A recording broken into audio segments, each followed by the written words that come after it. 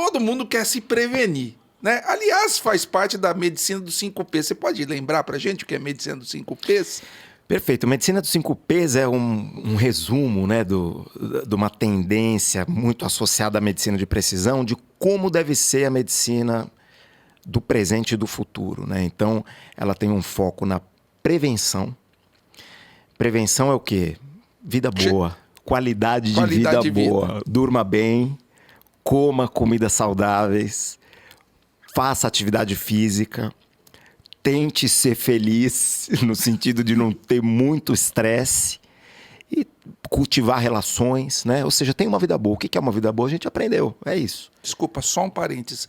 O Paulo é o quarto que fala em limpeza do sono aqui, tá? Covid falaram do sono, menopausa falaram do sono, tumores cerebrais falaram do sono, da regularidade, da importância da regularidade do sono. Ou seja, é muito importante você ter um sono regular, faz parte do primeiro P da medicina dos 5Ps. Passa lá. Sem dúvida. Então, tem uma vida boa, né? Meditação é uma prática que se mostra importante na redução de estresse, né?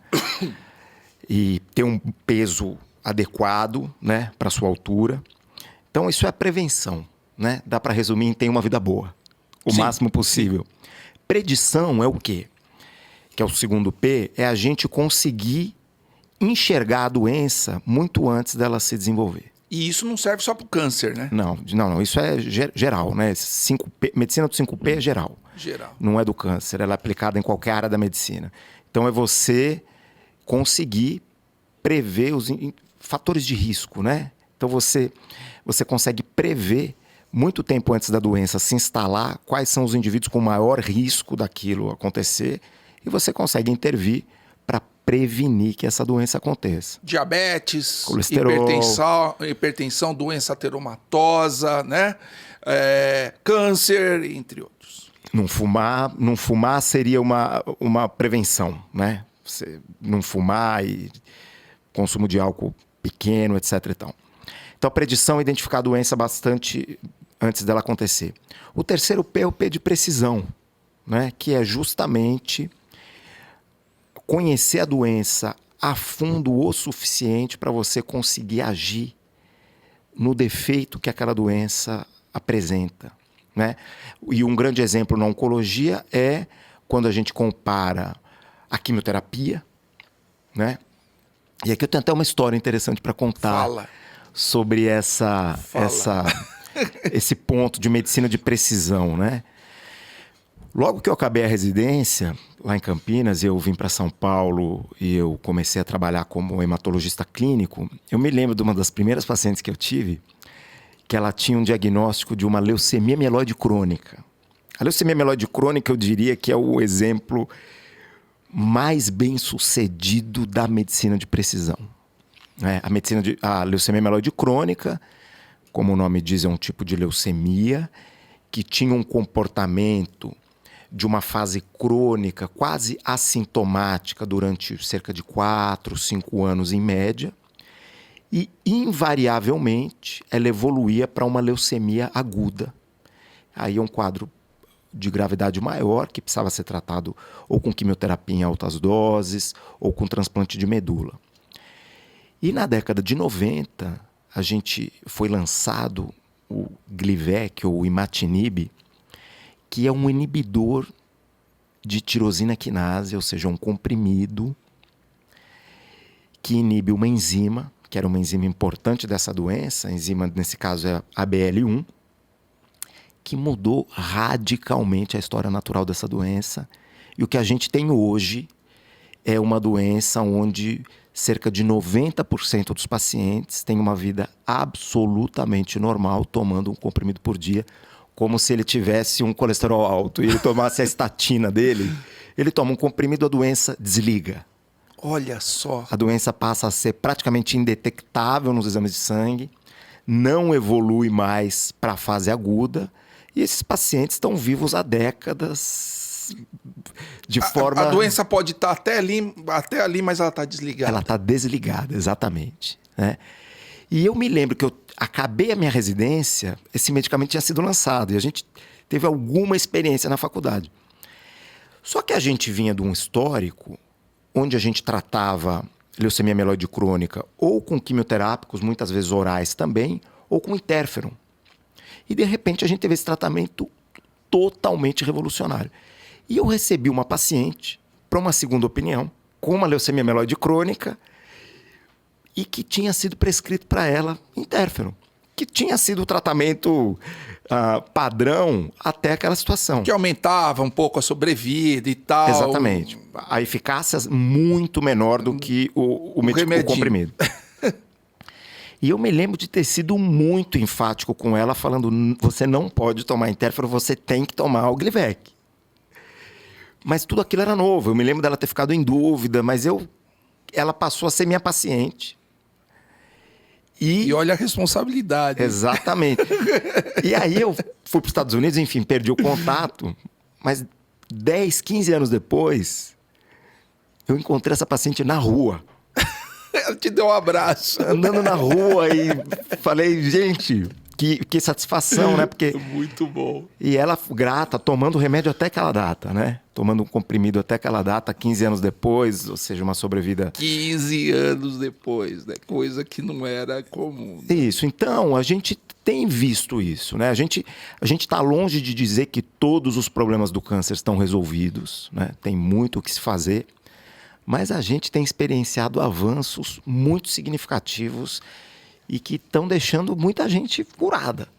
Ou seja, houve uma, entre aspas, eu acho que a palavra, vou ser um pouco atrevido no terceiro P, uma personalização, uma precisão maior do tratamento. Ou seja, quando você fala em precisão, você acerta o alvo melhor do que um alvo só em um grupo de pessoas ou em um grande grupo de pessoas. Ou Digamos, seja, você reduz os grupos. Você reduz os grupos. Você consegue individualizar mais o tratamento. Exatamente. Quarto P.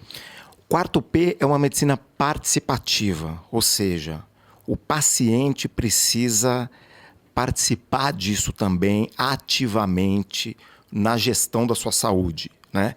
Que é o que a gente tem visto, né? E eu acho fundamental que isso aconteça. Aquela história, vou no médico, o médico sabe o que eu faço, ele fala A, B, C, D e ele vai me dar um comprimido e acabar os problemas da minha vida. Não, o maior responsável pelo sucesso do tratamento é o paciente. Ele tem que saber o que está acontecendo, ele tem que entender quais são as opções. Hoje a gente tem muitas situações que a gente oferece diferentes opções para o paciente. Ele precisa escolher. Né? De acordo com a vida dele. Exatamente. Né? Tem com a necessidade e adequação dele ao tratamento. Exatamente. Tem o tratamento A, que tem uma chance de cura de 30%, mas tem uma toxicidade enorme, você vai ficar um tempo internado, etc. e tal. Tem o tratamento B, com uma chance de cura menor, uma sobrevida X, mas vai ser assim assado. Então, cada vez mais a gente vê isso acontecendo, né? O Brasil, a gente tem uma característica um pouco paternalista de que, na medicina, que vem diminuindo cada vez mais, ainda bem, que não, o médico sabe o que ele falar, eu faço. Né? O médico é o rei, né? O médico é o rei, eu vou lá, eu quase o Deus, né? Eu vou lá, ele falou, eu faço. Né? Isso está acabando. Porque a complexidade está ficando tão grande, o paciente que é o maior interessado tem que estar na mesa. Participativa quer dizer parceria, né? Exatamente. O médico tem que ser parceiro do paciente, o paciente tem que ser parceiro do médico. Exatamente. E por último, a personalização, né? A personalização, eu diria que é quase uma individualização do tratamento, né? Quando a gente fala de medicina o P da precisão, seria o estudo aprofundado de indivíduos para reduzir os grupos, né? Então, se eu tinha, por exemplo, câncer de pulmão, um diagnóstico, um adenocarcinoma de pulmão, o tratamento é uniforme. Todo mundo entrava num pacote, né? Isso. Hoje, adenocarcinoma de pulmão, você vai ter uns 6 ou 7 tratamentos diferentes de acordo com o subtipo molecular do tumor que o paciente tem. Então, tem paciente que responde melhor à droga A, outros à droga B, outros à droga C, outros à droga D. Então, isso é a precisão. E a personalização é uma meta futura da gente encontrar tratamento bom para aquela pessoa, né? Isso é difícil, né? se a gente olhar um pouco para trás, a gente tem algumas iniciativas que foram feitas nas últimas décadas e algumas em andamento que são, por exemplo, pegar o tumor do indivíduo e criar uma vacina com aquele tipo de tumor. Esse é um tratamento que só serve para ele. Porque é o tumor dele. É um problema, inclusive, das vacinas para tumor, né? Exatamente. Para o cara, né? Por causa da característica da célula dele. Essas iniciativas não tiveram muito sucesso, né? Então não teve grande sucesso. A vacinação de tumor é uma área ainda em grande atividade, né? Então tem muitos centros pesquisando isso, mas que a tendência é você pegar moléculas alteradas. Então, por exemplo, o tumor tem uma mutação em Carras. Carras é o nome de um gene, né? Um pedacinho do DNA que está alterado em alguns tumores. Você pode tentar desenvolver uma vacina para quem tem uma mutação em Carras, que às vezes você pega 10% de um subtipo de tumor. Então, por exemplo, 10% dos pacientes com câncer coloretal têm indicação desse tratamento, ou de um outro tipo. Então, a tendência tem sido essa, né? E aí, é assim que a gente caminha. Vamos recordar os 5 P's aqui para o preventivo, preditivo, precisão, participatória participatória e personalizada. É isso aí, é medicina do futuro.